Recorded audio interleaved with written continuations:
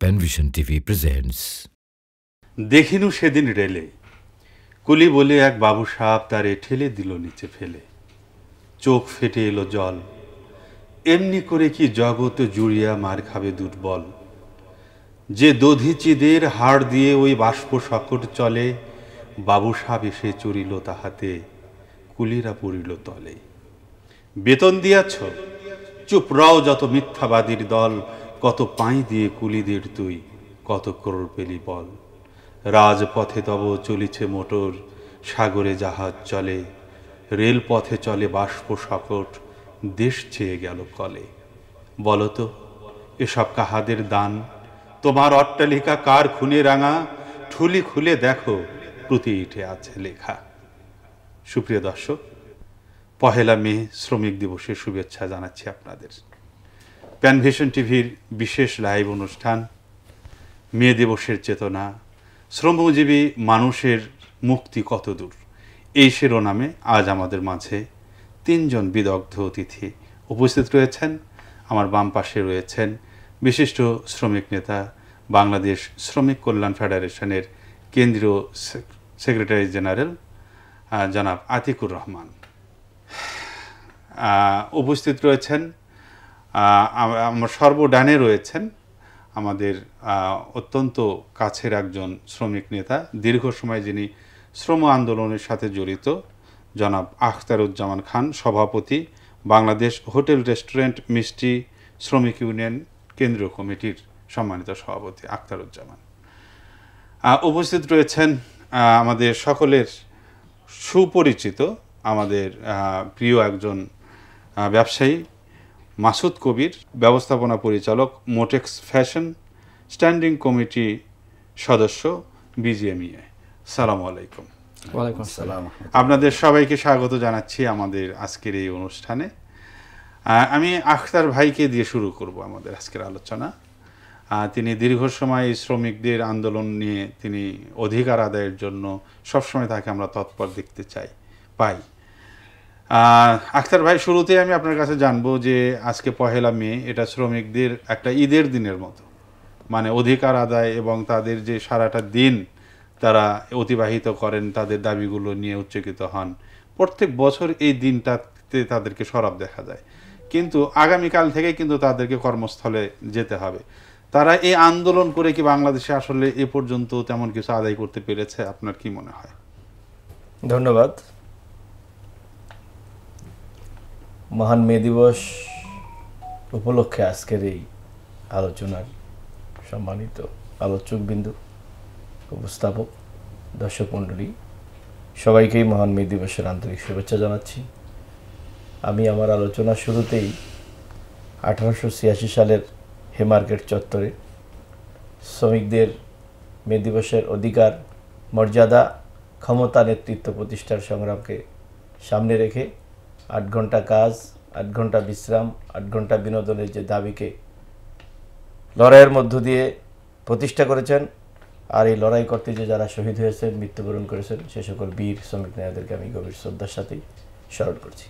একই সাথে বাংলাদেশের শ্রমজীবী 7.5 কোটি মানুষ সহ সকল জনগোষ্ঠীকে আমি ধন্যবাদ জানাচ্ছি, শুভেচ্ছা জানাচ্ছি মহান মে দিবস উপলক্ষে।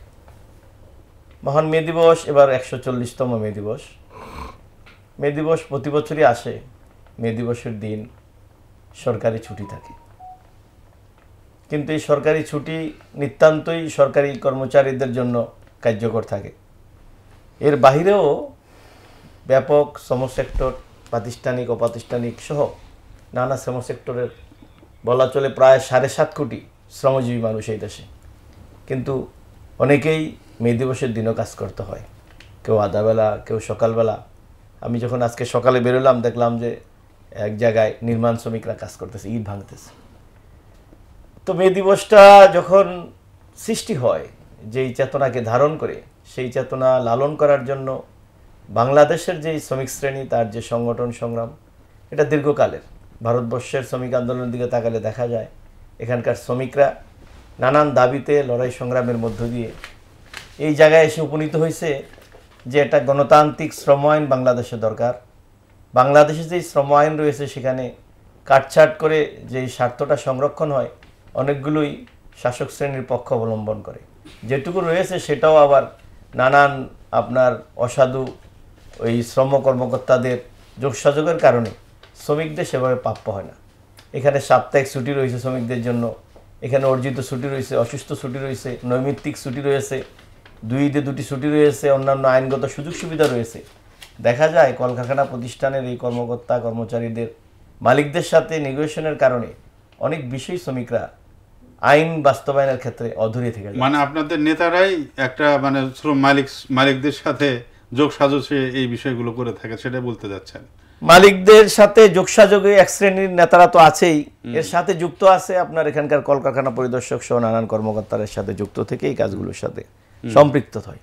ফলে মে দিবসের এই দিনে এসে দাঁড়িয়ে এখনো দাবি তুলতে হয় 8 ঘন্টা কাজ, 8 ঘন্টা বিশ্রাম, 8 ঘন্টা বিনোদনের যে 140 বছর আগের প্রতিষ্ঠিত লড়াইয়ের মধ্য দিয়ে প্রতিষ্ঠিত দাবি, সেটা এখনো দাবি করতে হয় বাস্তবায়ন করার জন্য। আচ্ছা, এটা তো 8 ঘন্টা তো আমাদের সরকারিভাবে এটা মানে ঘোষণাই দেওয়া আছে যে শ্রমিকরা 8 ঘন্টা কাজ করবে, বা ওই মে দিবসের যেটা বিষয় ছিল যে 8 ঘন্টা কাজ, 8 ঘন্টা বিশ্রাম, 8 ঘন্টা বিনোদন।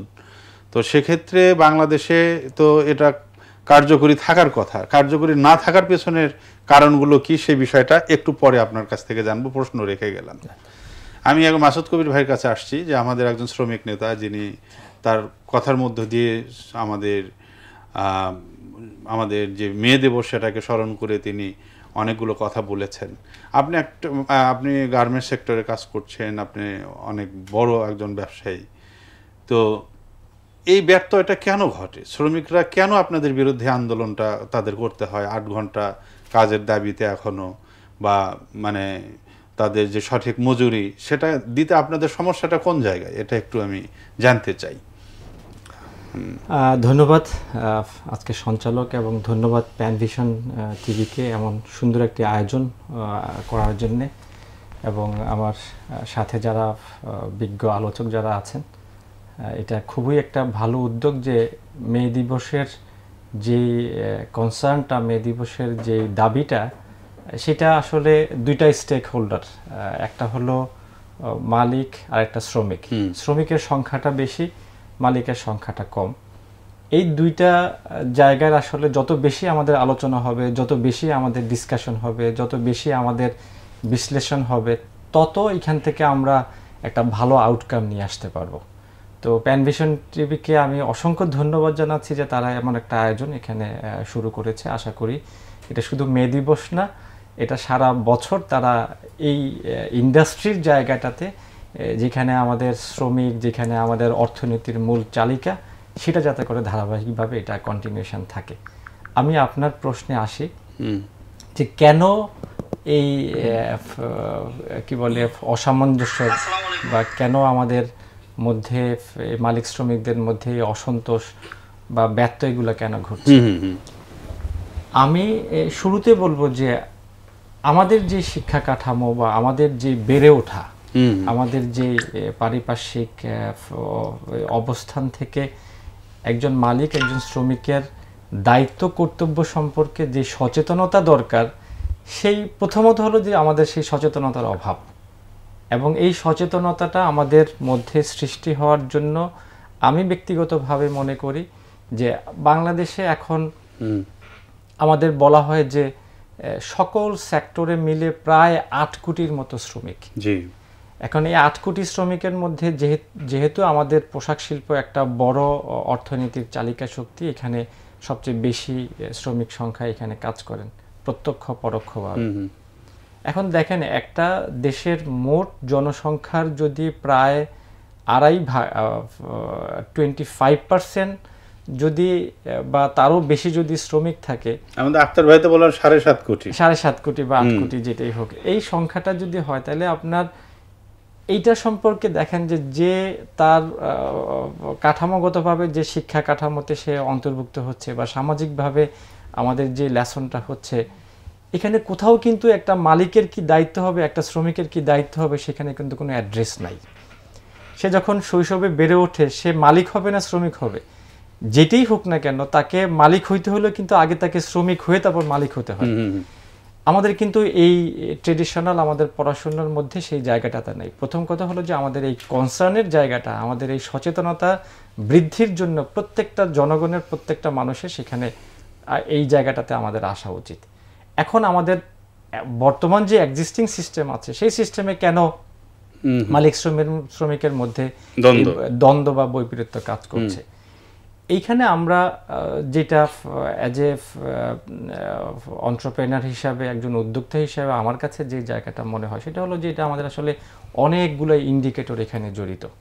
একজন শ্রমিক যে আছে, মানে তার চাহিদা, তার সামাজিক স্ট্যাটাস, তার নিত্য প্রয়োজনীয় জিনিসের যেই বাজার মূল্য, তার পারিবারিক যেই ডিমান্ড, তার সন্তানের যেই ডিমান্ড, এই ডিমান্ডটা আলটিমেটলি মালিক হিসাবে যতক্ষণ পর্যন্ত শ্রমিকের এই চাহিদাটা পূরণ করা না যাবে ততক্ষণ পর্যন্ত এই ধরনের আমাদের বৈপরীত্য বা এই ধরনের আমাদের একটা সাংঘর্ষিক অবস্থার থেকে যাবে। এখন স্বভাবতই কিন্তু একজন মালিকের তো একটা পরিবারের পুরো ভরণ পোষণ দেওয়া তো সম্ভব না। আমি সেই প্রসঙ্গে আসছি যে এখন এই জায়গাটা থেকে একজন মালিকের, এখন মালিক যদি আপনি চিন্তা করেন বা একজন উদ্যোক্তা, যদি মালিক শব্দটা আমি না বলি, যদি আমি একজন উদ্যোক্তা বলি, উদ্যোক্তার ক্ষেত্রে সে বাংলাদেশের একজন সাধারণ নাগরিক এবং সে তার টোটাল উদ্যোগটা হলো তার বেসরকারিভাবে, প্রাইভেটলি সে তার নিজের এন্টারপ্রেনারশিপ ডেভেলপ করার জন্য সে উদ্যোক্তা হিসেবে তার প্রতিষ্ঠান সে প্রতিষ্ঠা করেছে। এখন তার পক্ষে তো সম্ভব না এই শ্রমিকের সকল ডিমান্ড সেখানে ফিল আপ করা। এখন মে দিবসের যেই তাৎপর্য, সেই তাৎপর্যের মধ্যে 8 ঘন্টা কাজ করবে, 8 ঘন্টা বিনোদন করবে এবং 8 ঘন্টা সে রেস্ট নেবে। এখন আমাদের যে সামাজিক অবস্থান, আমাদের যে পারিপার্শ্বিক যে চাহিদা একজন শ্রমিকের, সে তাকে যদি ওই দুইটা পোর্শন তাকে ওপেন করে রাখাও হয়, তাও কিন্তু সে ওই দুই জায়গাতে কিন্তু সে থাকবে না। সে বিনোদনের জায়গাটা সে স্যাক্রিফাইস করবে মানে তার পরিবারের জন্য, সে তার রেস্টের জায়গাটা স্যাক্রিফাইস করবে তার একটু বেটার লাইফের জন্য। এখন আপনি স্ট্যান্ডার্ড কোনটা ধরবেন? আপনি যদি শ্রমিকের স্ট্যান্ডার্ড, যেমন আমাদের পোশাক শিল্পে আমাদের একটা সরকার থেকে আমাদের একটা স্ট্যান্ডার্ড নির্ধারণ করে দেওয়া হয়েছে যে ন্যূনতম বেতন আমাদের এই 12,500 টাকা, 13,000 টাকা ন্যূনতম স্যালারি। সেখানে একজন সাধারণ শ্রমিক যে প্রথম ফ্যাক্টরিতে ইন করলো, যে তার কোনো রকম এক্সপিরিয়েন্স নেই, তাকে আমাকে ওই স্যালারি দিয়ে আমাদেরকে স্টার্ট করতে হবে। ফাইন, আমরা সেটা দিয়েই করছি। এখন বর্তমান বাজার মূল্যে আপনি 13,000 13,500 টাকা দিয়ে তো কিছুই না। এখন আপনি তাকে 13,000 টাকা স্যালারি দিয়ে যদি আপনি 8 ঘন্টা তাকে কাজের জন্য রাখেন এবং বাকি 16 ঘন্টা তাকে আপনি ওই ফ্যাসিলিটেট করেন, সে নিজেই ওভারটাইম করবে, সে নিজেই সেখানে আপনার কাজ করবে। এখন সেই ওভারটাইমটা কি তারা ঠিক মতো পায় কিনা? সেটা পাবে, সেটা পাচ্ছে। এখন সেই জায়গা থেকে আমি আমার ইন্ডাস্ট্রির কথা বলতে পারি যে আমাদের এখানে ইন্ডাস্ট্রিগুলোতে বেশিরভাগ ক্ষেত্রে সেখানে যে বাট এটা মোরাললেস আমরা বলি যে আমাদের একটা খুব number of quantity, number of factory owners, তারা সেখানে এই প্র্যাকটিসটা সেখানে আছে। আচ্ছা, এখন এখানে যদি আমি একটু শেয়ার করি, ধরেন আপনার এখানে যদি আমাদের এই 7.5 কোটি বা 8 কোটি শ্রমিকের সংখ্যা যদি বলি, এখানে পোশাক শিল্পে মাত্র 45 লক্ষ বা 50 লক্ষ শ্রমিক, তাহলে আপনাকে আরো 7 কোটি শ্রমিকের কিন্তু আপনার অপশন সেখানে থেকে যাচ্ছে। আজকে সমকালে একটা রিপোর্ট আমরা দেখলাম, এই মে দিবস উপলক্ষে বলা হয়েছে যে 84% শ্রমিকের দায় দায়িত্ব সরকার বা কেউই এখানে নিচ্ছে না। এখন এই 84% কত? প্রায় 6.5 কোটি, 7 কোটি। তাহলে 7 কোটি শ্রমিকের কিন্তু আপনার এইখানে আমাদের পোশাক শিল্পের যতটুকু আমরা সামনে আনি বা আমাদের মিডিয়াতে বা বিভিন্নভাবে আমরা সেই দায়বদ্ধতার জায়গা থেকে আসে, বাকি 7 কোটি দেখেন যে আপনার এই আমাদের ভাইয়ের হোটেল শ্রমিকের তার অবস্থানটা কোথায়? আপনার এইখানে একজন কি বলে নির্মাণ শ্রমিকের তার ইয়াটা মেকশিওর করতেছে কে? এখানে আপনার যে ট্রান্সপোর্টের, যেখানে আপনার পরিবহনের যে একজন শ্রমিক, তারটা সে কে নিশ্চিত করছে? এরকমভাবে আপনি একদম প্রান্তিক লেভেলে যখন শ্রমিকদের বিষয়ে আপনি কথা বলবেন, সেই সিনারিওটা কিন্তু ভয়ানক। আমি বলবো যে দ্যাট ইজ সিম্পলি ভয়ানক। কিন্তু ওই ভয়ানক জায়গাতে যেহেতু আমরা একটা এক্সপোর্ট ট্রেডের সাথে আমরা রিলেটেড, সেজন্য আমাদের অনেক দায়বদ্ধতা আছে, সেটা ফ্রন্টে আসে, কিন্তু বাকি 7 কোটি কিন্তু সেটা অন্ধকারই থেকে যাচ্ছে। বুঝতে পারছি, আপনি আপনার সেক্টর নিয়ে কথা বলছেন। বাকি যে শ্রমিক যারা আছে, এই 7 কোটির মধ্যে খুব সম্ভবত সরকারি শ্রমিকদেরও অন্তর্ভুক্তি বোধহয় বলেছেন আমাদের আক্তার ভাই, মানে সবাই মিলে যারা আমরা মালিক নই, মালিকের বাইরে যারা ইম্যাচুর এবং কিছু মানে ডিজেবল পার্সন ছাড়া সবাই শ্রমিক, এই সেন্সে উনি কথাটা বলছেন। আতিক ভাই, আমি একটু আপনার কাছে আসি যে আপনি হলেন একজন শ্রমিক নেতা এবং একটা জাতীয় শ্রমিক সংগঠনের কেন্দ্রীয় সেক্রেটারি জেনারেল।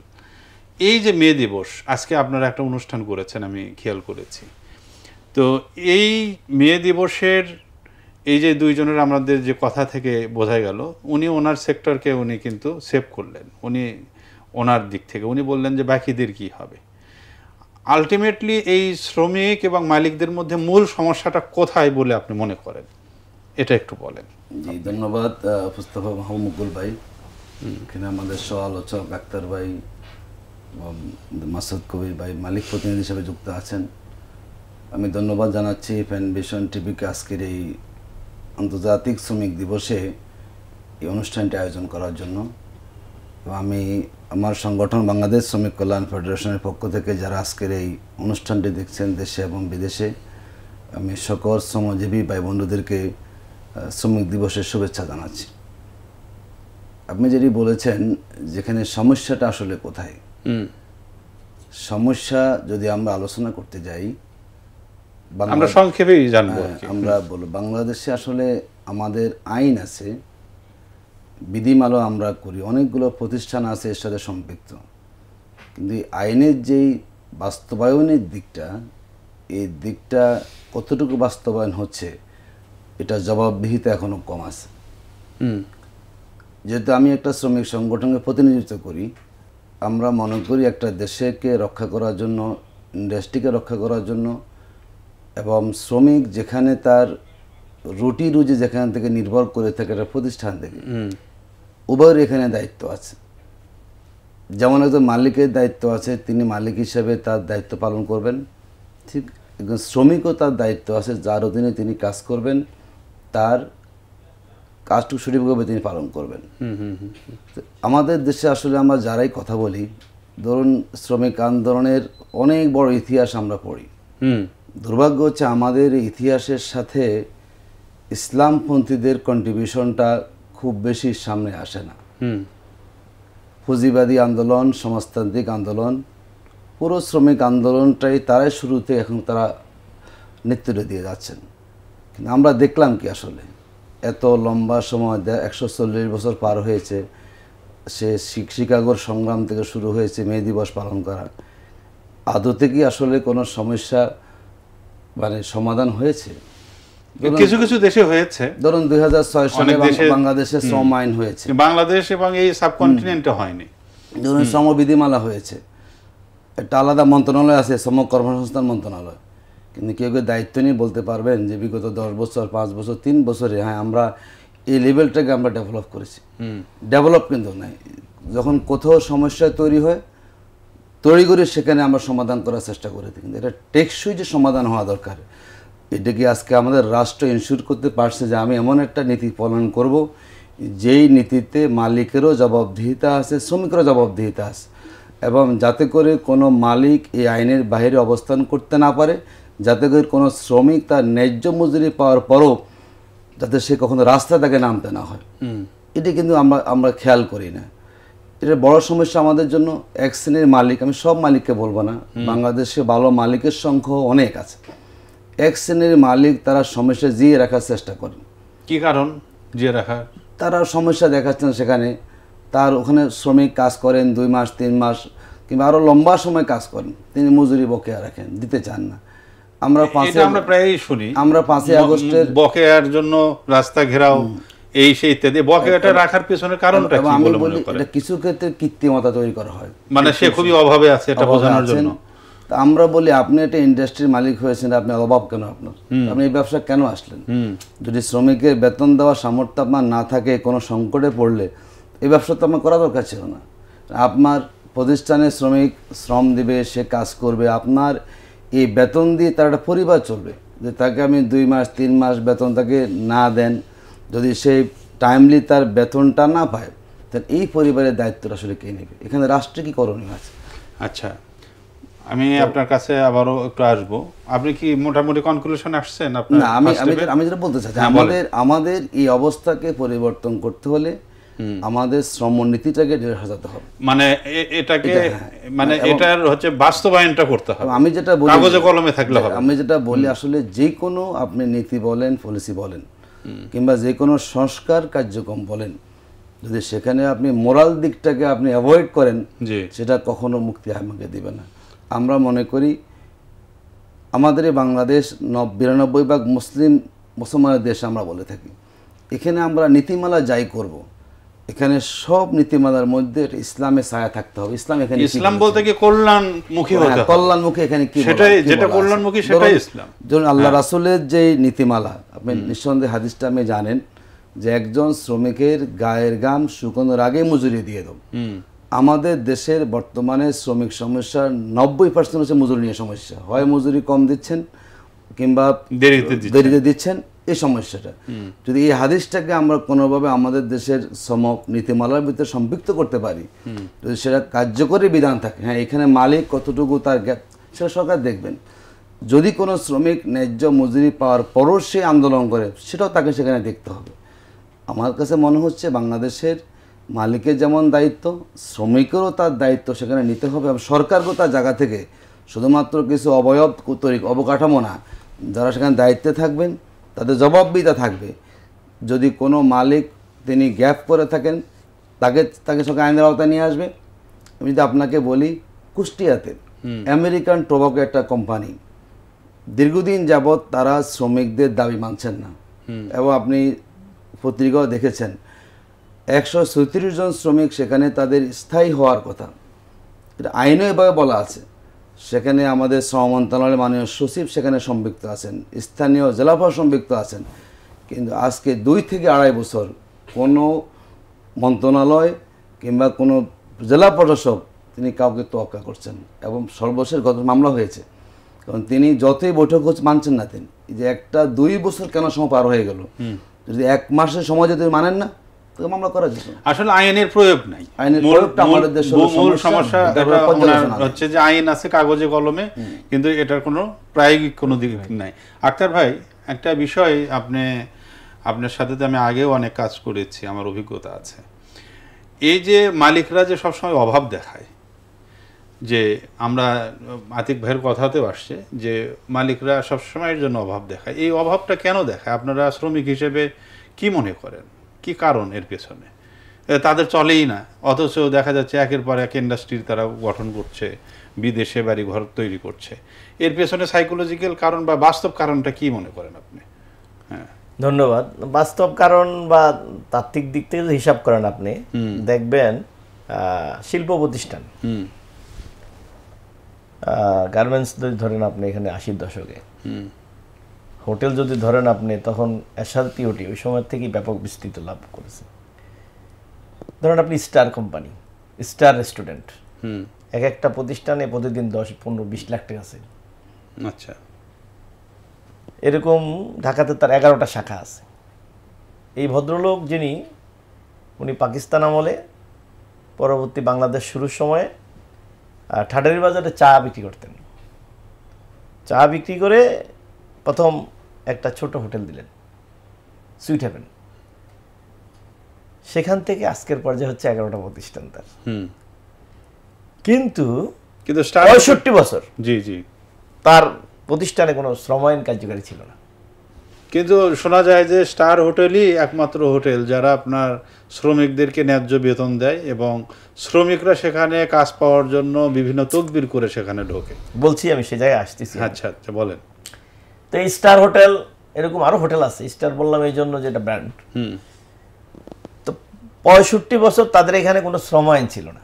আচ্ছা, কোনো শ্রম আইন কার্যকারী ছিল না। 17-18 ঘন্টা তাদের ডিউটি ছিল। ঈদ বোনাস বলে কিছু ছিল না, ছুটি ছাটা বলে কিছু ছিল না। আইনগত কোনো বিষয় তারা বাস্তবায়নে হাত দেয়নি। করোনাকালীন সময়ে শ্রমিকদের ক্রাইসিস যখন আসলো, তখন তারা সংগঠিত হলো, শ্রমিক সংগঠনের সদস্য হলো। ওই সময় আমরা করোনাকালীন সময়ে শ্রমিকদের জন্য 10,000 টাকা করে প্রণোদনা প্যাকেজ দেওয়ার জন্য দাবি করছিলাম। তো সেটা তো দেয় নাই, উল্টা শ্রমিকদেরকে ছাটাই টাটাই নানান ঘটনার অবতারণার প্রেক্ষিতে শ্রমিকরা সংগঠিত হয়, স্টার গ্রুপের শ্রমিকরা প্রেস ক্লাবে নানান সংগ্রামের মধ্যে সংগঠিত হয়, হওয়ার প্রক্রিয়ায় আলোচনার মধ্য দিয়ে সংগঠনের সাথে দ্বিপাক্ষিক আলোচনায় কিছু দাবি মানার প্রক্রিয়ায় যায়। তার পরবর্তী সময় থেকে এখন শ্রম আইনের কিছু ধারা সেখানে কার্যকারী আছে। স্টার এটা 4-5 বছর যাবত, আর অন্যগুলোতে নাই। অন্যগুলোতে ম্যাক্সিমাম প্রতিষ্ঠানই শ্রম আইনের কোনো বালাই নেই। এবং তারা জানে কি না যে তারা জানে সরকারি পরিদর্শক, সরকারি শ্রম দপ্তর, কলকারখানা প্রতিষ্ঠান, শ্রম আপনার সংস্থার বিভিন্ন চিঠি চাটা যায়, তাদের এখানে চিঠি আদান প্রদান হয়, মালিকদের সাথে নেগোসিয়েশন হয়, কিছু মাসোয়ারা পাইলে তারা চলে আসে, এটা বাস্তবায়নের পথে নাই। হাজিরা খাতা নাই, পরিচয়পত্র নাই, নিয়োগপত্র নাই। এটা শ্রমিকের 20 বছর 30 বছর চাকরি করে, তার কোনো পরিচয়পত্রই নেই, তার কোনো নিয়োগপত্রই নেই, দোকানে কোনো হাজিরা খাতা নাই যে শ্রমিকরা হাজিরা দিয়ে ঢুকবে বা বেরোবে সিস্টেম। শ্রম আইনের কোনো বালাই নেই এখানে। এত একটা দুরবস্থা, এটা বাস্তবায়নের জন্য আপনার 1984 সালে ঢাকা মহানগরী হোটেল শ্রমিক ইউনিয়ন প্রথম সংগঠিত হয়। তারপরে এখন বাংলাদেশ হোটেল শ্রমিক ফেডারেশন, বাংলাদেশ হোটেল স্টুডেন্ট, মিষ্টি বেকারি শ্রমিক ইউনিয়ন প্রায় 56টা জেলায় তার শাখা প্রশাখা রয়েছে, তারা কার্যক্রম চালাচ্ছে। ধরেন আপনার মে দিবসে যে কথাটা আমরা আজকে বলছি, শ্রমজীবী মানুষের মুক্তি কত দূর, মে দিবসের চেতনাকে সামনে রেখে কথাটা আজকে আপনারা 11 সালে এই মহান মে দিবসের সামনে রেখে আমরা বলছিলাম যে ছুটি দাও একদিন শ্রমিকদেরকে। বাংলাদেশের যতগুলো শ্রম মন্ত্রণালয়ের সংস্থা রয়েছে, যতগুলো কলকারখানা প্রতিষ্ঠান, পরিদর্শক, এই সেই যা আছে, সব জায়গায় চিঠি দেওয়া, সাংবাদিক সম্মেলন করা, পোস্টার করা, সমাবেশ করা, এই করার পরও 1 তারিখে তারা প্রতিষ্ঠান খোলা রাখছে। মানে মালিকরা প্রতিষ্ঠান খোলা রাখছে, বন্ধ রাখেনি। শ্রমিকরা তার ছুটি ভোগ করার জন্য প্রয়োজনীয় উদ্যোগ গ্রহণ করে ছুটি ভোগ করার জন্য চেষ্টা করছে, শ্রমিকরা রাস্তায় নেমে। কিন্তু আপনার হোটেল শ্রমিক ছাড়া কিন্তু সব জায়গায় বন্ধ থাকে। হ্যাঁ, অন্যান্য শিল্প প্রতিষ্ঠানের অনেক বন্ধ থাকে। এখন 11 সালে ধর্মঘট করার মধ্য দিয়ে হোটেল শ্রমিকরা এই মে দিবসের ছুটিটা ভোগ করতেছে। এই 14 বছর যাবত তারা স্বেচ্ছায় নিজেরা কাজ থেকে বিরত থেকে, মানে মালিকরা ছুটি দেয় না, এখনো এটা স্বীকৃতি দেয়নি। কিন্তু বাংলাদেশের আপনার এই যে বর্তমান সরকার, অন্তর্বর্তীকালীন সরকার, এই সরকারও 10ই এপ্রিল একটা প্রজ্ঞাপন জারি করছে কলকারখানা, শিল্প প্রতিষ্ঠান মে দিবসে বন্ধ রাখা। কিন্তু এখানে একটা প্রশ্ন কিন্তু আসে, আপনার হোটেল যে রেস্টুরেন্ট যে বিষয়টা, এটা কিন্তু একদিক থেকে একটা সেবামূলক প্রতিষ্ঠান। এটা আপনার ওই গার্মেন্টস না, সেবামূলক প্রতিষ্ঠান, কিন্তু আলটিমেটলি বন্ধ রাখার সুযোগ কিন্তু খুবই কম। কিন্তু আইন তো সেটা বলে না। আইন সেটা বলে। তাহলে ওই দিন খাবার সাপ্লাই দেবে কে? সাধারণ মানুষ যারা আছে তাদের খাবার খেয়ে সাপ্লাই দেবে, সেটা একটা প্রশ্ন। হ্যাঁ, কিন্তু এই শ্রমিকরা যে একটু রেস্ট দেওয়ার দরকার, মে দিবসে ছুটি পালন করা দরকার, বিনোদনের সাথে সম্পৃক্ত হওয়া দরকার, সেটাও তো অপূর্ণ থেকে যাচ্ছে। হ্যাঁ, তাহলে সে ওটা করতে গেলে তার এটা কিন্তু গ্যাপ যায়। ধরেন আপনার সেবামূলক প্রতিষ্ঠান বিমান, সেবামূলক প্রতিষ্ঠান পরিবহন, নৌযান, অনেকগুলো আছে, হসপিটাল, অনেক কিছু আছে, তার মধ্যে তারা কিন্তু ছুটি পাইতেছে। আপনার মিডিয়াও কিন্তু এক ধরনের সেবার সাথে সম্পৃক্ত, তারাও কিন্তু এক ধরনের ছুটি পাচ্ছে, ঘুরিয়ে পাচ্ছে, শুক্রবার একটা বুধবারে পাচ্ছে, বুধবার একটা মঙ্গলবারে পাচ্ছে। কিন্তু হোটেল শ্রমিকদের জন্য কোনো রকম ছুটি ছাটার বালাই নাই, ঈদের দিনও তাদেরকে কাজ করতে হয়। এরকম একটা অবস্থা এখানে যদি তাদেরকে ফ্যাসিলিটেট করে, ওই দিনের একটু ইন্টারাপ্ট করি, যে ওই দিনের যদি ছুটিটা যদি কার্যকর থাকে, হোক সেটা সেবা প্রতিষ্ঠানের জন্য, যদি ওই ওয়ার্কার যদি কাজ করে, সেই কাজ দিনের যদি এডিশনাল তাকে ওই দিনের বোনাসটা দিয়ে দেওয়া হয়, সে ছুটি এনজয় করলো, বাট ছুটির হিসাবে সে ছুটি কাটালো না, বাট ওই দিনের তাকে এক্সট্রা স্যালারি তাকে দিয়ে দেওয়া হলো, সেটাও হইলেও কিন্তু তখন তারা সেই জায়গাটা তো কিন্তু অনেক সময় হয়তো মিসিং থাকে। আচ্ছা, না এগুলো নাই, কিছুই নাই, না এই জিনিসগুলো নাই, বরঞ্চ মানে অনেক প্রতিষ্ঠান ইচ্ছা হলো, একজন মালিক বললো তোর এখন থেকে চাকরি নেই, সে চলে গেল। আপনার আরো অবাক হওয়ার কথা হচ্ছে যে ওই যে 11 সালের কথা বললাম, শ্রমিকরা স্বেচ্ছায় প্রতিষ্ঠান থেকে বের হয়ে মে দিবসের ছুটি ভোগ করলো, এটাকে কেন্দ্র করে 27 তারিখে কেন্দ্রীয় শহীদ মিনারে সমাবেশ হয়েছে। সেই সমাবেশে 4জন শ্রমিক কর্মচারী ঐক্য পরিষদের নেতা বক্তব্য রাখছে।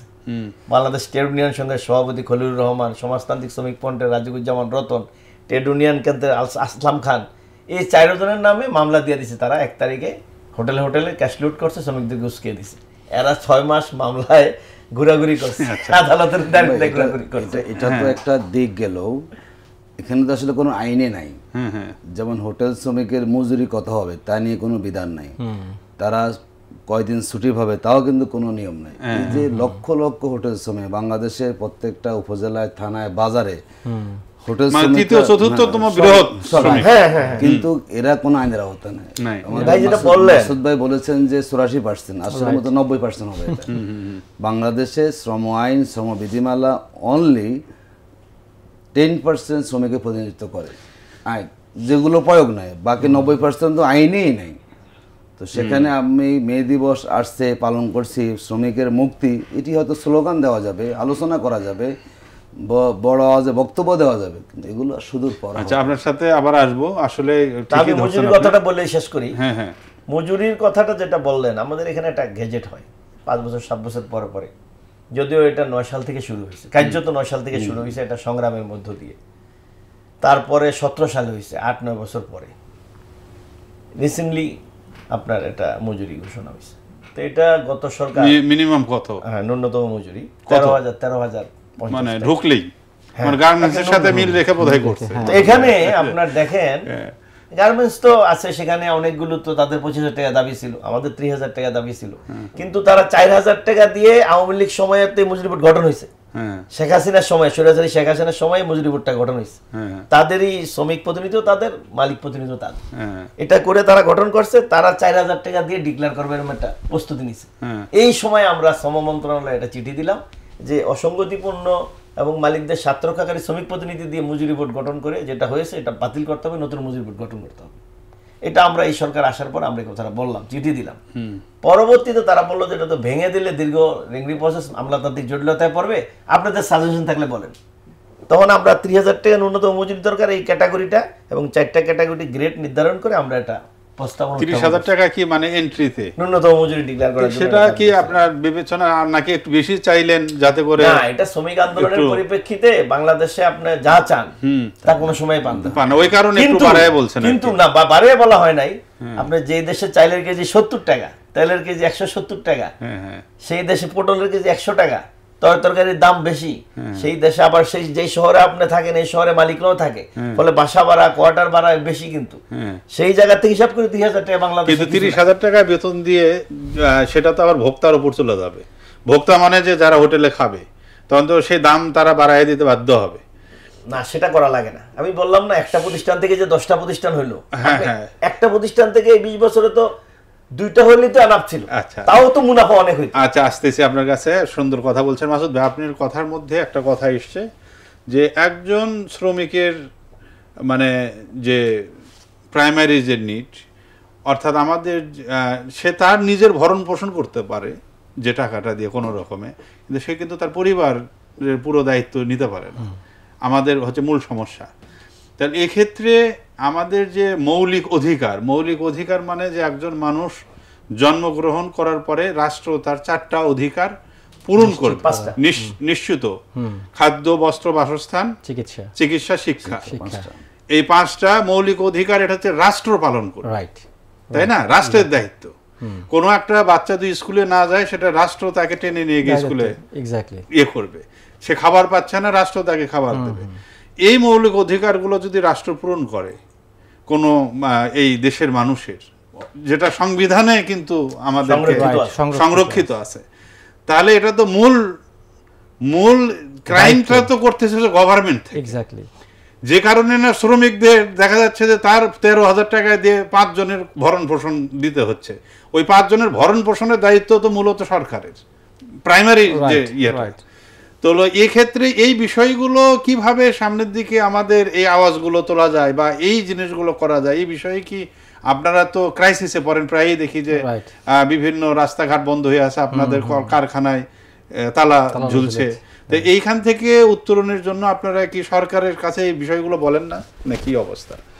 আমি খুবই একটা গুরুত্বপূর্ণ প্রশ্ন আপনি অবতারণা করেছেন। তার আগে আমি আমাদের 2 আলোচকের, তারা আমার যদিও আজকে আমার জন্য একটু শেকি কন্ডিশন, কারণ দুজনেই বড় শ্রমিক নেতা আর আমি একজন ক্ষুদ্র উদ্যোক্তা। এটা ভালো হয়েছে যে আমরা অন্তত পারস্পরিক আলোচনায় আসতে পারি। এখানে আমাদের আতিক ভাই একটা কথা বলেছেন, ভাইও কথা বলেছেন, সেটা হচ্ছে আসলে মানে বকেয়া রাখার এবং মূলত মজুরিটা নিয়েই ক্রাইসিস, যে মজুরির জায়গা থেকেই তো আসলে এই সকল সমস্যাগুলা উদ্ভব হয়। এটার কারণটা কি? এবং এইটা মেইনলি ধারাবাহিকভাবে দেখেন, আপনার প্রশ্নের উত্তরও এখানে চলে আসবে যে এটার ধারাবাহিকভাবে জাস্ট ব্লেম গেম হচ্ছে, যে মালিক বলছে যে এটা তার ক্রাইসিস, শ্রমিক বলছে যে না, আমার যেটা প্রাপ্য সেটা আমার পাবো, আর মাঝখান থেকে সরকার বা যার যেটা আপনি বললেন যে দায়িত্ব, সেই দায়িত্বের জায়গা থেকে তারা এটাকে অনেকটা জাস্ট আরেকজনের উপরে দায়টা জাস্ট ছড়িয়ে দিয়ে তারা সেটা হয়তো সেখান থেকে নিস্তার পাচ্ছে। এখন মূলত মানে এটা একটা ওয়ান কাইন্ড অফ আমাদের সিস্টেম হয়ে গিয়েছে যে এই শ্রমিকরা একসময় আন্দোলন করবে, তাদেরকে আন্দোলন দমাবে অথবা ম্যানেজ করবে, মালিকরা তাদের দাবি উত্থাপন করবে, সেখানে এক ধরনের কাজ করবে। মানে এটা এক ধরনের টোটাল সিস্টেম আপনি দেখবেন যে বিগত এই 30-40 বছর যাবৎ একই কায়দায় চলছে। কিন্তু মূলত এখানের মেইন ফ্যাক্ট কোথায়, এখানে মেইন এররটা কোথায়, কেন এটা একই সমস্যা একই ঘটনা বারবার রিপিট হচ্ছে? আমার ক্ষুদ্র অভিজ্ঞতা, এবং আমি বিজিএমইতে স্ট্যান্ডিং কমিটির মেম্বার এবং আমাদের এই ওয়ার্কার্স এবং আমাদের অ্যাসেম্বলি বিভিন্ন প্রতিষ্ঠান এবং সরকারি বিভিন্ন প্রতিষ্ঠানের সাথে বিজিএমইর পক্ষ থেকে বিভিন্ন কাজ করার ফলে আমার কিছু ব্যক্তিগত ধারণা হয়েছে বা এটা ট্রুলি বিষয়গুলো হয়তো এক্সারসাইজ করা যেতে পারে। তার মধ্যে প্রথম হলো যে দুইটা কারণ এখানে আসলে মূল ইনভলভ। একটা হলো আমলাতান্ত্রিক আর একটা হলো রাজনৈতিক। আচ্ছা, এটা একদম আপনি মোটা দাগে যদি বিশ্লেষণ করেন এই সকল সমস্যার পিছনে এই দুইটা আছে এক্সিকিউশনের মানে ওই যে প্রসেস, যারা টোটাল প্রসেসের সাথে জড়িত। কারণ আপনি শ্রমিকের ন্যূনতম মজুরি ভাই যেটা বললেন যে তারা 30 বলেছেন, সেখানে 4000 দিয়ে তারা নেগোসিয়েশন শুরু করেছেন। এই কাজটা কিন্তু করে কিন্তু আমলারা, এটা কিন্তু কোনো অন্য কেউ করে না। ওইটা বললেন যে ফ্যাসিস্ট গভর্নমেন্টের তার যে মালিক শ্রেণী আছে হোটেলের বা আমাদের পোশাক শিল্পের, এই ধরনের সব সময় রাজনৈতিক বলয়ে কিছু মালিক শ্রেণী তৈরি হয়। আপনি ধরেন একটা দেশের, আমাদের মতন একটা দেশের যাদের আমাদের আপনার বছরের জিডিপি মানে 5-5.5-6 এর মধ্যে, এরকম একটা মধ্যম আয়ের দেশ থেকে যদি 15 বছরে বলা হয় যে প্রায় 18 লক্ষ কোটি টাকা পাচার হয়ে গিয়েছে, তাহলে এটা তো কোনো শ্রমিক করে নাই, দ্যাটস ট্রু।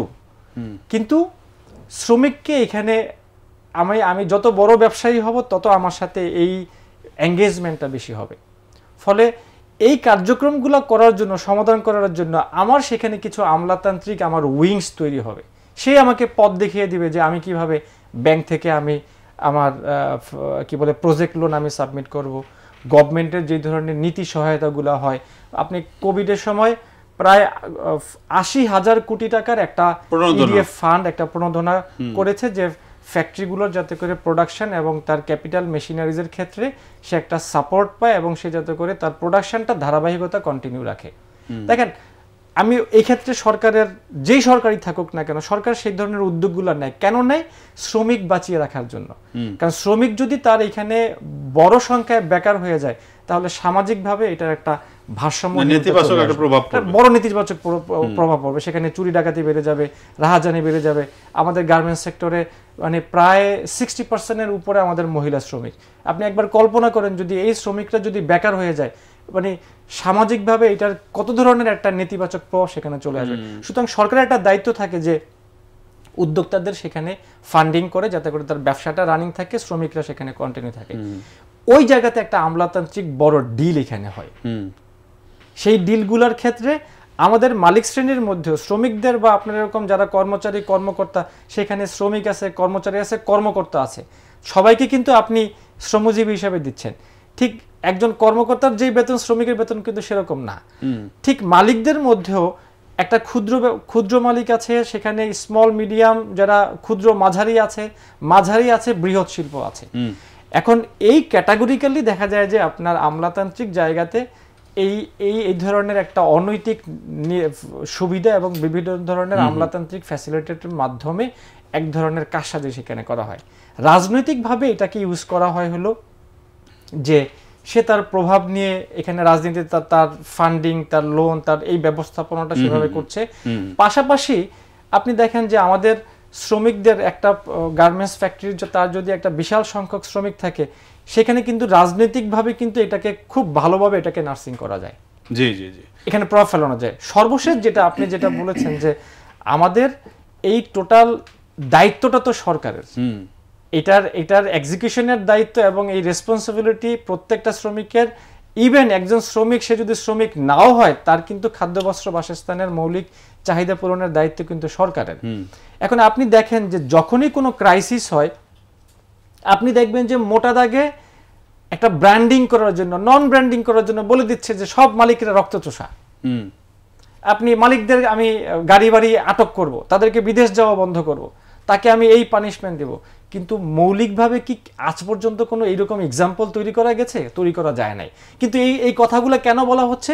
বিকজ অফ আপনার হাতে 7 কোটি শ্রমিক, আপনি মালিক হয়তো 70,000 বা মালিক হয়তো 7 লাখ বা আপনার 7,000, তাহলে আপনার রাজনৈতিক প্রভাবের এবং ভোটের বলেন বা জনপ্রিয়তার জায়গাতেও কিন্তু আপনি যদি শ্রমিকের পক্ষে কথা বলেন এটা কিন্তু তার ফেভারে যায়।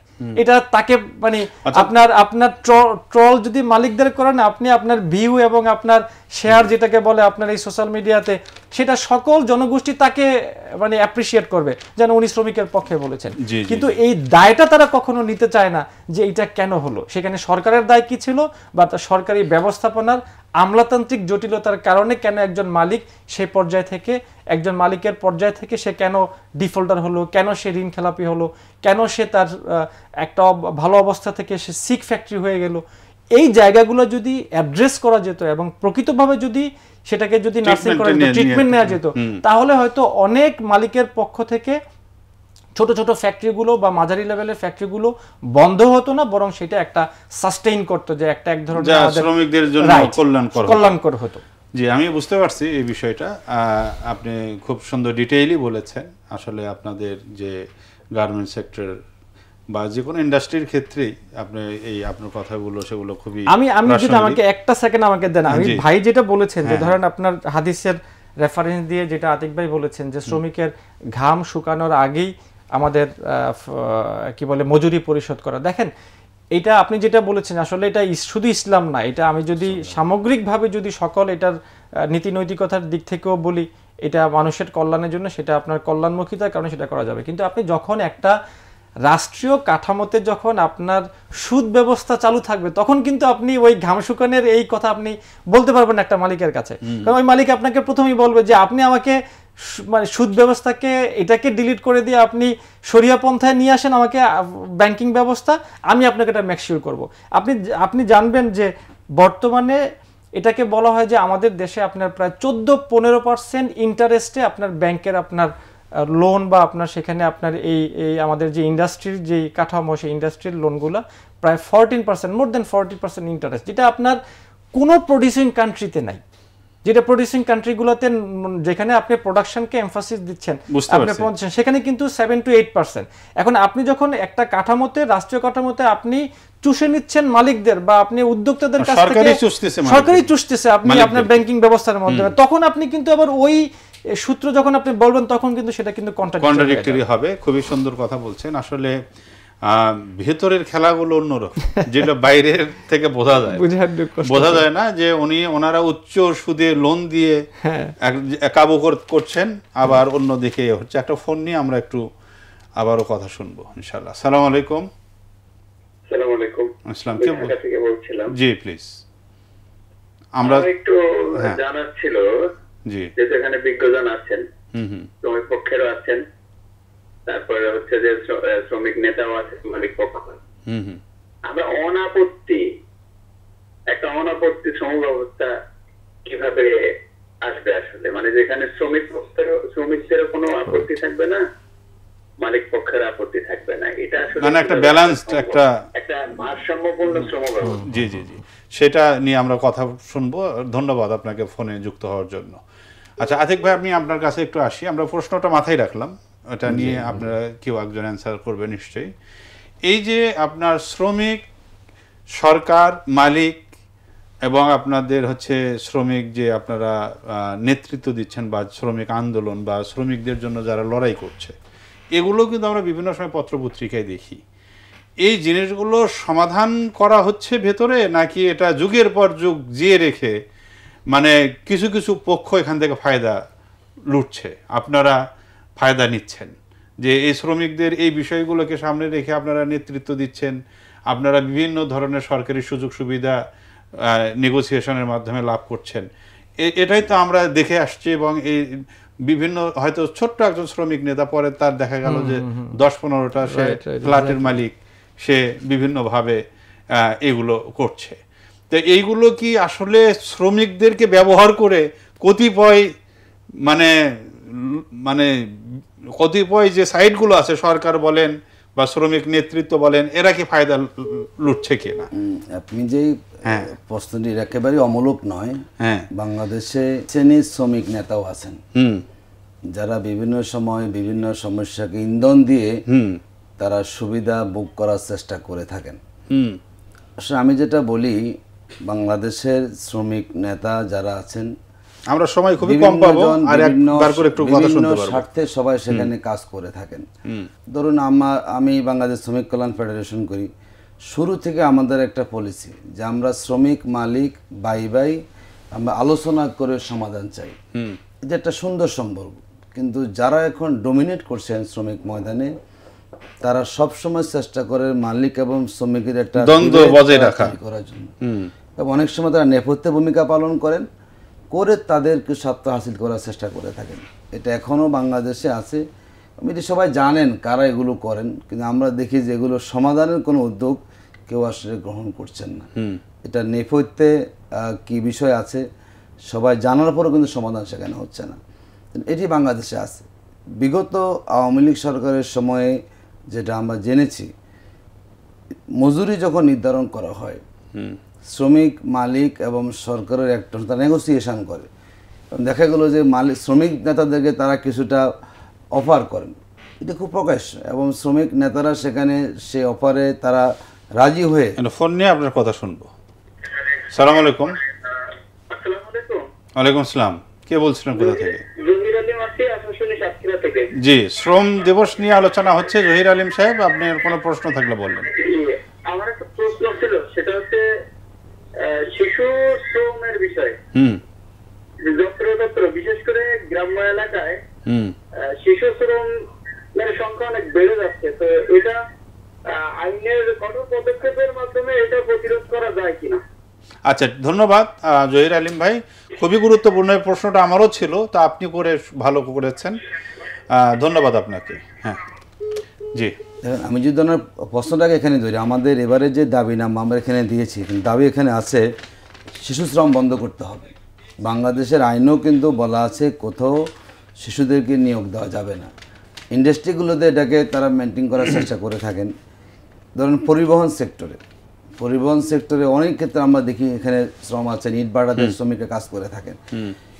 এটা অনেক সময় বলা হয় যে প্রান্তিক জনগোষ্ঠী তারা সমস্যা আছেন, তাদের অর্থনৈতিক সমস্যা আছে। অনেক পরিবার দেখা যায় 14-15 বছর বয়স সন্তান থেকে তার সঙ্গে দিয়ে দিচ্ছেন। এটাকে আসলে রাষ্ট্র, এটা যে আইন একটা বলেছি আমরা আছে, যেই পরিবার খেতে পারে না, যারা বাধ্য হয়ে তার সন্তানদেরকে এই শ্রমে দিচ্ছেন, অনেকে এমন শ্রমে দিচ্ছেন যেটা তার ওই বয়সে করাটাও সঠিক হচ্ছে না, তার স্বাস্থ্য ঝুঁকি আছে, এখানে তো রাষ্ট্রের দায়িত্ব আছে আসলে কেন সেই পরিবার এই বয়সে তার সন্তানকে দেয়। এই জন্য আইন আছে। এখানে আমরা দেখি বারেবারেই বাংলাদেশে শিশু শ্রম নিয়ে কথা বলা হয়, কিন্তু এটা কিভাবে হচ্ছে, বন্ধ কিভাবে করা যায় তার অবস্থা সেখানে এটা তো আসলে মানে এটা যে কেন হচ্ছে এর তো পিছনে কারণ আছে নিশ্চয়ই। তার কারণ ওর তো সংসার চলে না, ওর হয়তো বাবা নাই, ওর হয়তো মা আছে, ছোট দুটো বোন আছে, এখন সে কি করবে? তাকে তো কাজ করতে হবে, মা অসুস্থ, বাবা অসুস্থ, তো সে শিশু শ্রম, ওর তো জীবন বাঁচানো ফরজ। তাহলে এই দায়িত্বটা তো আসলে মূলত ছিল সরকারের, তো সেইখানে তো ফেল করছে আমরা। আপনার হচ্ছে ট্যাঙ্কির মধ্যে আপনার ইঁদুর মোড়ে পানি গন্ধ ছড়াচ্ছে, আমরা কলের মুখ ঘষতেছি আর হচ্ছে সেন্ট মারতেছি, তাহলে কি গন্ধ দূর হবে? মূল সমস্যা তো হচ্ছে ওইখানে মাথায়। ধরুন যদি একটা গবেষণা থাকতো যে বাংলাদেশে কত পার্সেন্ট শিশু তারা শ্রমে নিয়োজিত আছেন, দেখুন কারো গবেষণা নাই, আপনি সেখানে পদক্ষেপ গ্রহণ করুন। আমরা বলি যে শ্রমিকের জীবন মানকে উন্নত করতে হবে। অনেক সময় সরকার মালিকদের উপরে চাপায়, মালিকরা আমরা পারবো না। আমরা বিকল্প প্রস্তাব দিয়েছিলাম আমাদের বিভিন্ন মন্ত্রণালয়ের বৈঠকগুলোতে, যে আমি উদ্যোগ গ্রহণ করি। ধরুন ইন্ডাস্ট্রি এলাকাতে শ্রমিক যারা থাকেন, হ্যাঁ, মালিকরা মজুরি বাড়াবে, সরকার যদি উদ্যোগ নেয় কী করে শ্রমিকের খরচটা কমানো যায়। ধরুন আমরা দেখি যে এলাকায় ইন্ডাস্ট্রি গড়ে ওঠে সেখানে বাসা ভাড়া বেড়ে যায়। যদি এমন করা যায় যে সেখানে বাসা ভাড়া একটা সরকার নিয়ন্ত্রণ করবে, সেখানে গ্যাস পানি বিদ্যুৎ সরকার সেখানে ভর্তুকি দেবে, এমন হতে পারে যে ইন্ডাস্ট্রি এলাকাগুলোতে যেখানে শ্রমিকরা থাকেন সেখানে শিক্ষা প্রতিষ্ঠান গড়ে উঠবে, যেখানে শ্রমিকের সন্তানরা যার কার্ড থাকবে সে বিনামূল্যে সেখানে পড়াশোনার সুযোগ পাবে, এটা সরকারি হসপিটাল সেখানে হবে, ওই কার্ডধারী শ্রমিক তিনি সেখানে বিনামূল্যে সেবা পাবেন। এগুলো করে কিন্তু শ্রমিকের খরচটা কমানো যায়।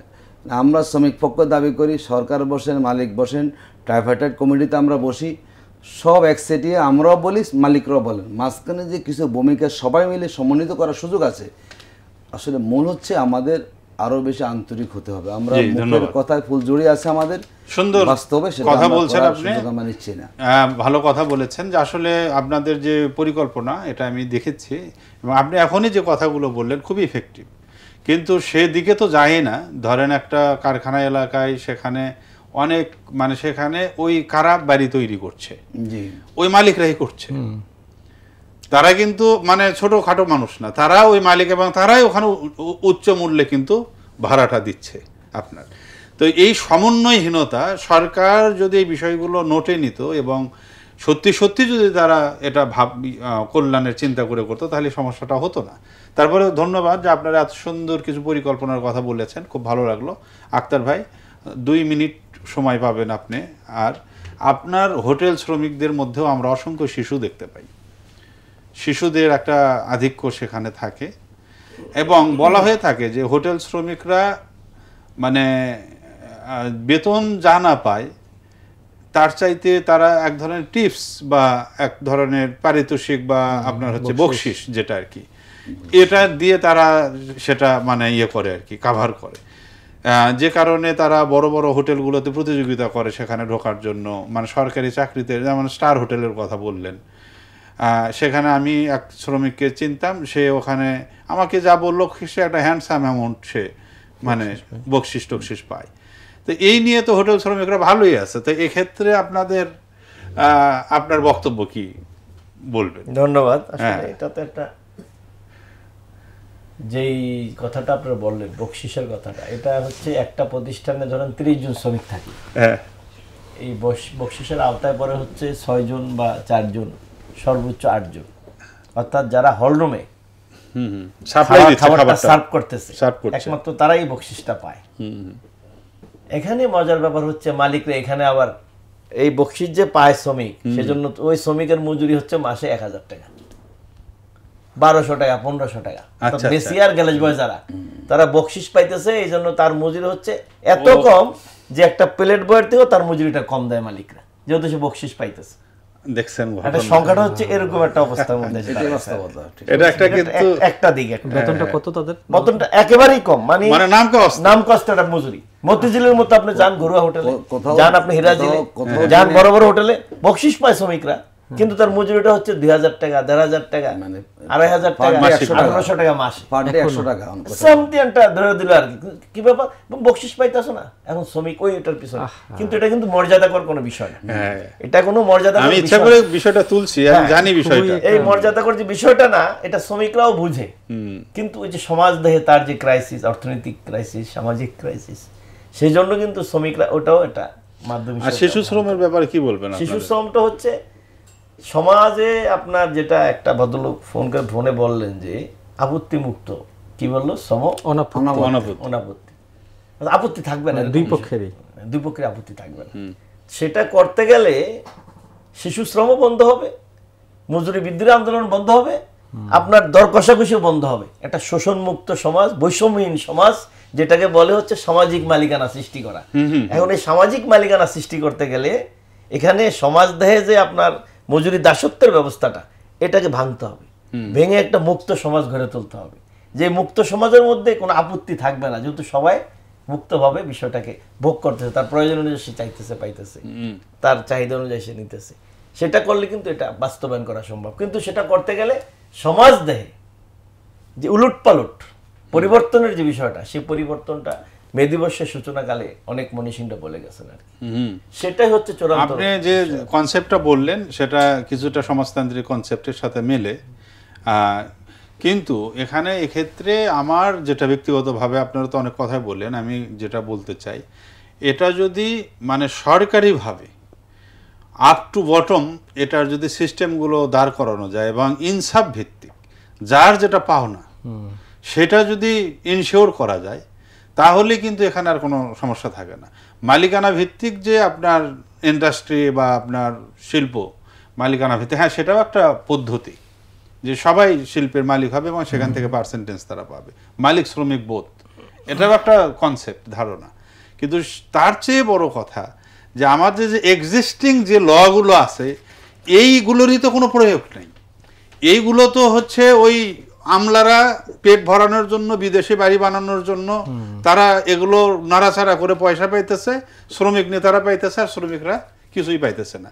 এইগুলো সংস্কার করলেও তো আমরা একটা জায়গায় আসতে পারি, সেটা হচ্ছে না। মাসুদ ভাই, আমি সর্বশেষ আপনার কাছে আসব। আপনাদের এই গার্মেন্টস এটা হলো আপনার আমাদের মানে অর্থনীতির মূল শাখা এটা বলা হচ্ছে।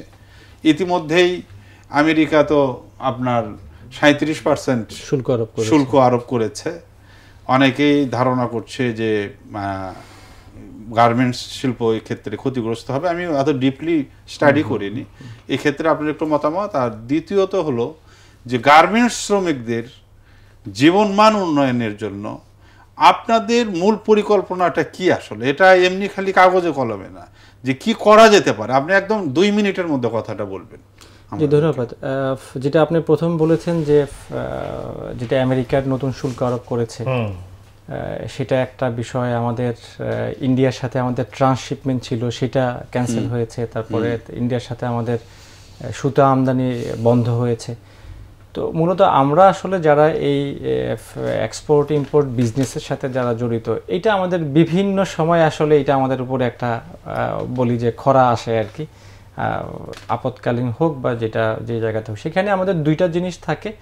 একটা হলো যে ওই ক্রাইসিসটার জন্য ডেফিনেটলি কিছু ফ্যাক্টরি, কিছু প্রোডাকশান এবং আমাদের মার্কেট সেখানে ক্ষতিগ্রস্ত হয়, এবং এই ক্ষতিগ্রস্ত হওয়ার পরেই কিন্তু এটা ওই যে শ্রমিক পর্যন্ত গিয়ে সেখানে এফেক্ট হয়। যে ফ্যাক্টরিটা আমেরিকান বায়ারের 100% অর্ডার করে, এরকম অসংখ্য ফ্যাক্টরি আছে যে সে শুধু আমেরিকান কাস্টমারের অর্ডার করে। এখন দেখেন যে গত মাসে এটার আপনার যে 37% যে ট্যাক্স আরোপ করেছে, সেটা আবার 3 মাসের জন্য স্থগিত করেছে। এই ডিসকাশনটা মাত্র 3 দিন 4 দিন যে ভ্যালিড ছিল, এই ভ্যালিডের সময়ই কাস্টমার ইম্পোজ করতেছে যে এই 37% ট্যাক্স এটা আমি দিতে পারবো না, তোমাকে দিতে হবে। কারণ সে জানে যে আমার প্রোডাকশনটা ডান, আমার এখন যদি 37% ট্যাক্স দিয়েও যদি আমার মালটাকে দিতে হয়, কারণ আমার তো এখানে টোটাল লাইবিলিটি আমার ঘাড়ে, আমি সুতা, ফ্যাব্রিক, র মেটেরিয়াল, আমার বানানোর কস্ট সবকিছু করে ফেলেছি, এটা সে জানে। সুতরাং এটা কিন্তু তার জায়গা থেকে কিন্তু তখন আমাকে মানে আটকে দেওয়ার জন্য এটা তোমাকে দিতে হবে, তখন আমাকে বাধ্য হয়ে নেগোসিয়েশন করার জন্য তাকে 50% হলেও কিন্তু আমার কাছ থেকে কিন্তু তাকে অফার করতে হয়। এটা একটা। দ্বিতীয় হলো যে ফ্যাক্টরিগুলো এখন আমেরিকান অর্ডার করতেছে, তার কিন্তু 3 মাস পরের অর্ডারের যখন এটার আইনটা আবার যদি সেটা চালু করে, যেহেতু আনসার্টেন কন্ডিশনে আছে, সে কিন্তু নতুন করে অর্ডার নিতে পারবে না। এখন নতুন করে অর্ডার নিতে না পারলে যে ফ্যাক্টরিটা 100% আমেরিকান কাস্টমার বেস সে প্রোডাকশন করতো, তার প্রতিষ্ঠান, তার শ্রমিক, তার ব্যাংকের লাইবিলিটি কোথায় গিয়ে এফেক্ট হবে। সুতরাং এগুলা সবসময় আমাদের একটা, এই জন্যই বললাম যে এই জায়গাগুলোতে আসলে গভর্নমেন্টের তরফ থেকে যদি প্রপার মনিটরিং সিস্টেমটা কন্ট্রোল থাকতো বা এটা যদি খুব স্বচ্ছ থাকতো, তাহলে অনেক কিছু এখানে ওপেন চলে আসতো। দ্বিতীয় যেটা, সেটা হলো জাস্ট আমার সময় যেহেতু অল্প, দুইটা প্রশ্ন আসছে এবং এই পাশাপাশি আমাদের যে জায়গাটা এখানে আসছে সেটা হলো যে শ্রমিক, শিশু শ্রম বলেন বা আমাদের এই টোটাল প্রক্রিয়াটার মধ্যে আমাদের ইন্ডাস্ট্রি কিন্তু একটা বৈদেশিক ষড়যন্ত্র বা বৈদেশিক একটা কি বলবো যে সেখানে কন্ট্রোলিং কিন্তু এখানে আপনার প্রবাহিত থাকে, প্রবাহমান থাকে।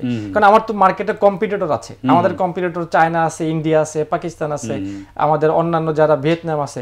সুতরাং এটা যেহেতু ইন্টারন্যাশনাল মার্কেট, সে তার মার্কেটে তার কম্পিটিটরকে ডাউন করার জন্য বিভিন্নভাবে সে কিন্তু প্রচেষ্টা চালায়, এবং সেই প্রচেষ্টাগুলো চালানোর মূল চাবিকাঠি থাকে কিন্তু শ্রমিক নেতারা, যেটা আপনারা বলেছেন আলোচনার মধ্যে। শ্রমিক নেতাদের মাধ্যমে কিন্তু এই নেগোসিয়েশনগুলো করে শ্রমিকের কিছু সংখ্যক শ্রমিক নামধারী, তারা কিন্তু শ্রমিকও না, তারা কিন্তু কোথাও কোনো প্রতিষ্ঠানের নাই। এবং আপনি যেটা বলেছেন যে তাদের আপনার বাড়ি গাড়ি, আপনি বিদেশে যাওয়ার সময়, আমরা আমাদের কাস্টমারের মিটিংয়ে যাওয়ার সময় পাশের সিটে দেখি একজন শ্রমিক নেতা, সে কি জন্য হচ্ছে, তাকে আপনার এখান থেকে নিয়ে যাচ্ছে আপনার বিভিন্ন দেশে, পশ্চিমা দেশে মিটিং করার জন্য। এখানেও কিন্তু একটা বড় গ্যাম্বলিং হয়, যেই গেমটা কিন্তু সরকারের যেটা স্টেক হোল্ডার যারা আছে গোয়েন্দা সংস্থা তারাও কিন্তু সেগুলো জানে, কিন্তু সেগুলো বিভিন্ন কারণে সেটা অ্যাড্রেস করা হয় না। সর্বশেষ যে জায়গাটা দুইজন দর্শক যেটা বলেছেন যে সমন্বিত, এটা আসলে আমাদের একটা ডিজায়ার যে আপনি পুরো আইনটাই থাকবে শ্রমিকের জন্য, শ্রমিকের কল্যাণের জন্য, শ্রমিকের এই ন্যায্য মূল্যের জন্য, শ্রমিকের এই দাবি আদায়ের জন্য। তাহলে যে শ্রমিককে লালন করছে, শ্রমিকের যেখানে ভরণ পোষণ এবং টোটাল ব্যবস্থাপনা করছে সেই মালিকের জন্য, সেই মালিকও তো আজকে সে মালিক আছে, কালকে সে বিপদে পড়তে পারে, তাহলে তার জন্য কি সুরক্ষা আছে? এই সুরক্ষা ব্যবস্থাটা প্রপারলি না থাকার কারণেই মালিকরা স্কেয়ার্ড হয়ে সে তার একটা পরিমাণ বা তার টাকা বা তার বিভিন্ন ধরনের মূলধন নীতি নৈতিক অনৈতিকভাবে সে দেশ থেকে পাচার করে তার সেফগার্ড, তার ফ্যামিলি এবং তার নিজের ভবিষ্যৎকে সুরক্ষা রাখার জন্য এই ধরনের অবৈধ পন্থা রাখে। সুতরাং এই সমন্বিত ব্যবস্থা যদি থাকে, যেখানে শ্রমিকের অধিকার থাকবে, মালিকের অধিকার থাকবে, শ্রমিক যেরকম বিপদগ্রস্ত হতে পারে, মালিকও বিপদগ্রস্ত হতে পারে। সুতরাং এই দুজনকে যাতে করে সেটা সরকারের পক্ষ থেকে তাদের সেফগার্ড হিসেবে তারা সেখানে একটা সমন্বিত নীতিমালা তৈরি করতে পারে। আলহামদুলিল্লাহ, আমি আপনার কথা একদম আপনি কনক্লুশন টেনে দিয়েছেন। আমি 30 সেকেন্ড সময় দেব আমার ভাইকে, আপনার তরফ থেকে আপনি সর্বশেষ কি বলতে চান? এই মে দিবসের আলোচনায় যেটা বলবো যে আসলে মে দিবসের যে চেতনাবোধ, সেই চেতনাবোধের জায়গা থেকে শ্রমিকরা তার পাওনা, তার প্রাপ্য, তার অধিকার, তার মর্যাদা সে পাবে। শ্রমজীবী মানুষ তার যেই শ্রম, সেই শ্রম নিংড়িয়ে দিয়ে রাষ্ট্রকে সমৃদ্ধ করবে, তার ন্যায্যতা সে পাবে এবং পাওয়ার জন্য তার যে প্রয়োজনীয় সমাজ কাঠামো, সেই সমাজ কাঠামো নির্মাণের কাজকেও এগিয়ে নেবে।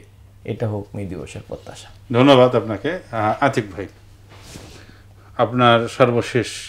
জি, আমাদের সর্বশেষ হচ্ছে বাংলাদেশে এমন একটা শ্রমনীতি তৈরি হওয়ার প্রয়োজন যেখানে ন্যায় এবং ইনসাফ থাকবে। যেটি বলেছেন আমাদের দর্শক যে অনাপত্তি, সেটা অনাপত্তি আসতে হলে ইনসাফ এবং ন্যায়কে সামনে রেখে আমাদের শ্রমনীতি প্রণয়ন করতে। আমরা মনে করি না বাংলাদেশে এই অবস্থা কন্টিনিউ থাকুক। আমরা প্রতি বছরই মে দিবস পালন করি, আবার প্রতি বছরই আমাদেরকে রাস্তায় নামতে হচ্ছে।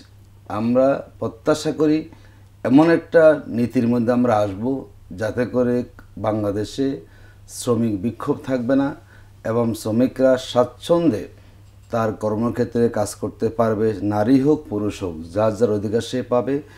বাংলাদেশে আমি শেষ করব যে আইনটা, শ্রম আইনটা আছে, এটি যেটি প্রয়োগ বলছে, বাংলাদেশ 14টি লেবার কোড আছে। যদি লেবার কোডে আমি নিজে একজন লয়ার, শ্রমিক মামলা করতে চায় না, মালিক ছাঁটাই করে দিল, বের করে দিল, অথবা সে 14 বছর সেখানে আসে তা কোনো পাওনা দিচ্ছে না। যখন শ্রমিক মামলা করে আইনি প্রক্রিয়া আসে, দীর্ঘ সূত্রে যায়, 3 বছর 4 বছর 5 বছর 7 বছর মামলা চলে যায়, আবার ট্রাইব্যুনালে গিয়ে সে রায় পায়, আবার মালিক পক্ষ সেটা হাইকোর্টে গিয়ে স্টে করে দিচ্ছেন। যার জন্য আসলে বাংলাদেশের সিস্টেমটাকে আমাদের চেঞ্জ করতে হবে। আমরা বলেছি বিভিন্ন বৈঠকে যে শ্রমিকের কোনো মামলা সর্বোচ্চ 6 মাস নিষ্পত্তি করতে হবে, তাহলে শ্রমিক সে আইন বুঝতে চাবে। এবং শ্রমিক আইনও বুঝতে চায় না, আইন সে জানেও না, আবার আইনের প্রায়োগিক দিকটাও নানা কারণে জটিলতা তৈরি হয়েছে। তা আমরা চাই আমাদের সরকার আন্তরিক হোক। বর্তমান অন্তর্বর্তীকালীন সরকার বেশ কিছু পদক্ষেপ নিয়েছে, বিশেষ করে শ্রম সংস্কার কমিশন বেশ কিছু প্রস্তাব দিয়েছে, সেখানে আমরা আমাদের মতামত দিয়েছি।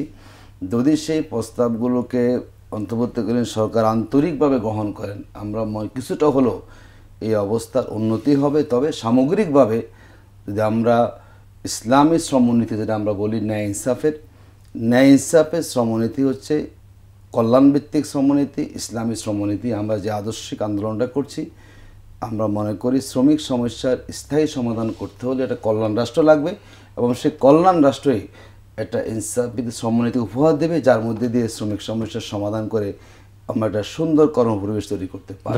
ধন্যবাদ আতিক ভাই, আপনাদের তিনজনকে ধন্যবাদ জানাচ্ছি। আসলে আমি একদম শেষে এসে প্রিয় দর্শক এইটুকুই বলতে চাই যে এখানে একটা সিস্টেম দরকার আগাগোড়া, এবং এটা সরকারিভাবেই এটি করতে হবে, আর সরকারের উদ্যোগে এটি হতে হবে।